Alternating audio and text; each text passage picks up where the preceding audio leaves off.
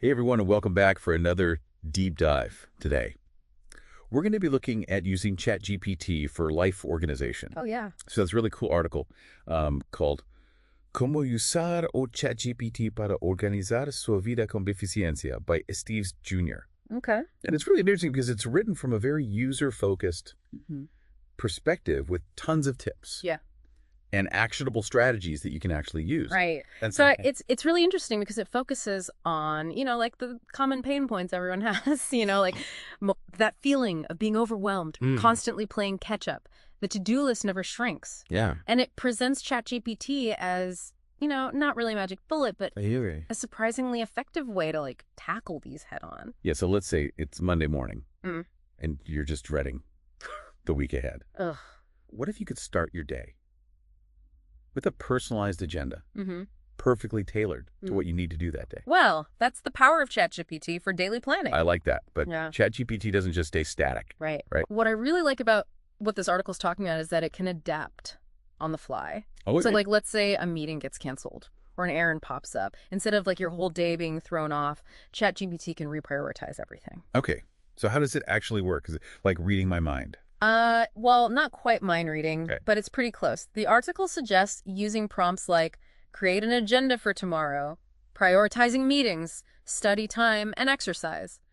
And ChatGPT then will analyze your input, understand those priorities, and generate a schedule that just maximizes your time. So it's like a personal assistant who's constantly optimizing my day. Yeah. I like that.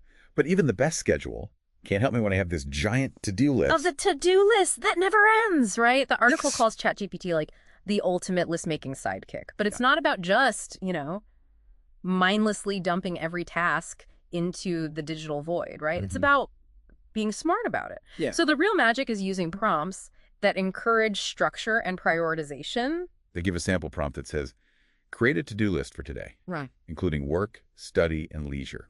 Yeah. And just that act of categorizing it Yeah. already feels less chaotic to me. Right. But can ChatGPT actually help me figure out what to tackle first? Now, that is where things get really interesting. The article mentions something called the Eisenhower matrix, which is a way to separate urgent tasks from important ones. Okay. And imagine if ChatGPT could guide you through this matrix. It could actually pinpoint what needs immediate action versus what can be scheduled strategically. Oh, wow. That would be a game changer because I'm always in that mindset where everything is urgent. Everything is urgent and it has to happen now. Right. But ChatGPT is not just spitting out this rigid plan. It's still allowing for that human element, your intuition and judgment. You're still in control, but you're just getting these AI-powered insights. So you're saying I can actually work with ChatGPT to make my to-do list better. Exactly. All right, I like that.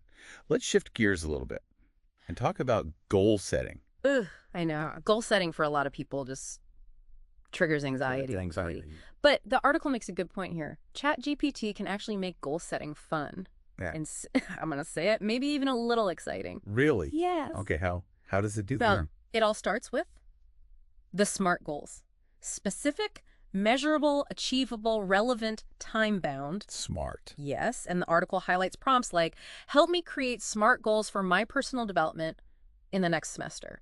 Notice the specificity. It's all about your needs. Okay, but sometimes even SMART goals can be scary. Yes. What happens when I run into a roadblock? That's where ChatGPT comes in. It can help you break those goals down into smaller steps, track your progress, and even suggest course corrections if you're getting off track. So it's like my accountability partner.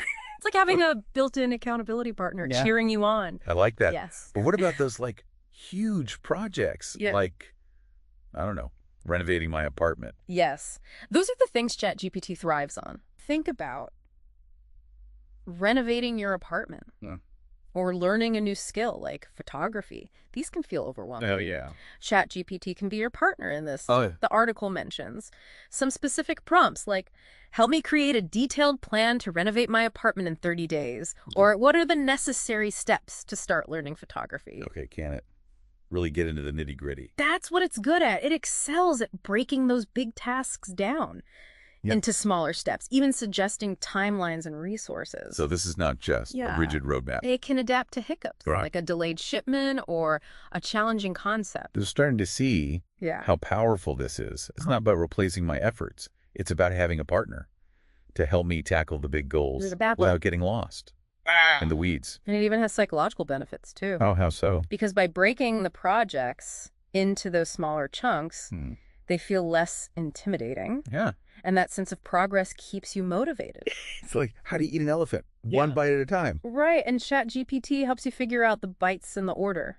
I like that. That makes me feel better. And what's amazing is just how adaptable it is. The article talks about how it can be used from like daily tasks to long-term goals. It's all about finding what works for you. Yeah. And your own organizational style. This has been an awesome deep dive, and we've just scratched the surface. Stay tuned for part 2, where we'll unlock even more potential with ChatGPT in your life. See you there.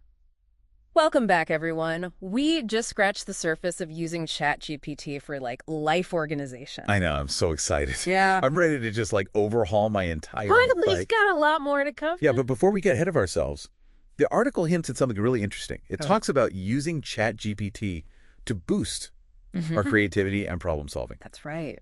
And I don't usually think about those two together. I know, me neither. Like organization can be created. Yeah, you think of organization as this purely logistical thing. Right. But it can really lead to those creative breakthroughs. So how does ChatGPT do that? It's in there.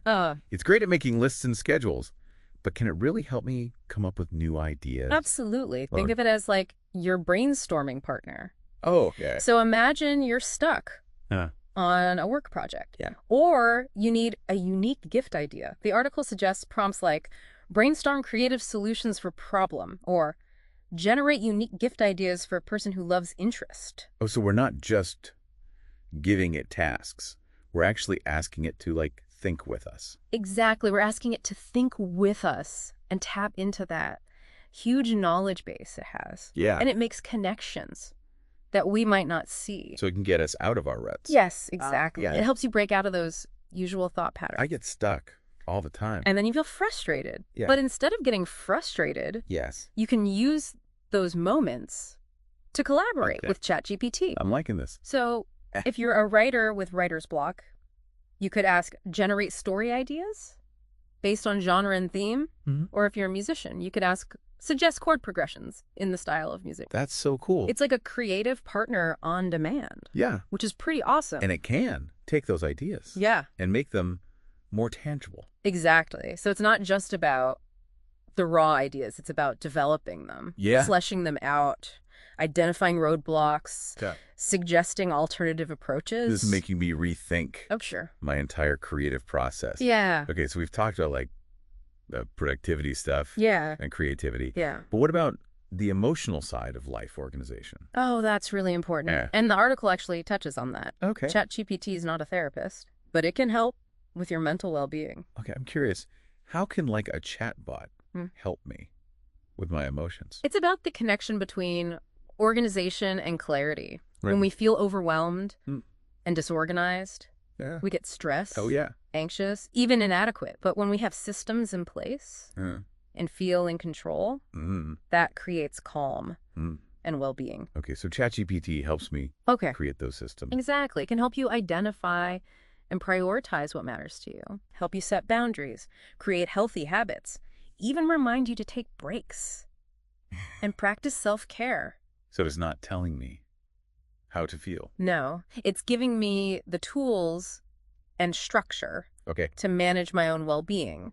I like that. And it's interesting because it's almost like journaling or talking to a friend. Yeah, it could be like a sounding board. That's a really interesting concept. ChatGPT isn't capable of that deep emotional conversation yet, but it can provide a safe space to express yourself. Okay, so not a replacement for human connection. Right. But another tool to use. I like it. So we've talked about a lot of different things, but what about relationships? Oh. We often forget that when we're thinking about life organization. Yeah, because it's not just about me and my to-do list. Right. It's about those connections too. How can ChatGPT help me with that? Well, it can't write you heartfelt letters or plan a date night. Okay, good. But it can help you remember things like birthdays and anniversaries. It can brainstorm gift ideas, suggest activities to do. Yeah. So it's like all those subtle little things. The little things that make a big difference. I can see that. It's all about freeing up your mental space so you can focus on those relationships. This has been great. We've talked about so many things. How do we actually get started. Right, because we've talked about all these great things, but how do we use it? Yeah, the article has some good advice. It does. It says, start small. Okay. Don't overhaul your whole life Uh, at once. Pick one area where ChatGPT could be helpful. But what's my biggest pain point? Yeah, find that pain point and start there. Okay, and then Then experiment. See what prompts work for you. treat it as a tool for Yeah. discovery. Yes, exactly. This is great. I'm so glad we talked about this. So am I. But there's still one more piece to talk about. The future of ChatGPT Ooh, the crystal ball. and life And I organization. can't wait to talk about Stay it. tuned for part 3, where we're going to talk all about what the future holds. All right, so we're back and ready to talk about the future. I mean, AI is moving so fast. It's kind of hard to keep up. And ChatGPT is just the beginning. The article mentions Yeah. some pretty wild possibilities. Yeah. So what are we talking here? Robot assistants. Bringing me coffee.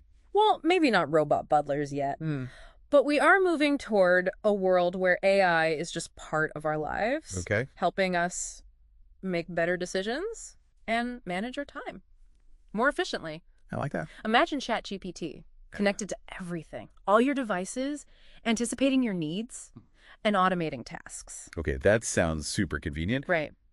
But will we become too reliant on it to think for us? Ah, that's a good question. And that's where the balance comes in. The article talks about how AI should augment our capabilities, not replace them. Okay, so it's like a partner, Yeah, to help me navigate things. not just Yeah. taking over completely. Exactly. So how would that actually look? Well, imagine a ChatGPT so personalized that it knows how you work, how you communicate, even your sense of humor.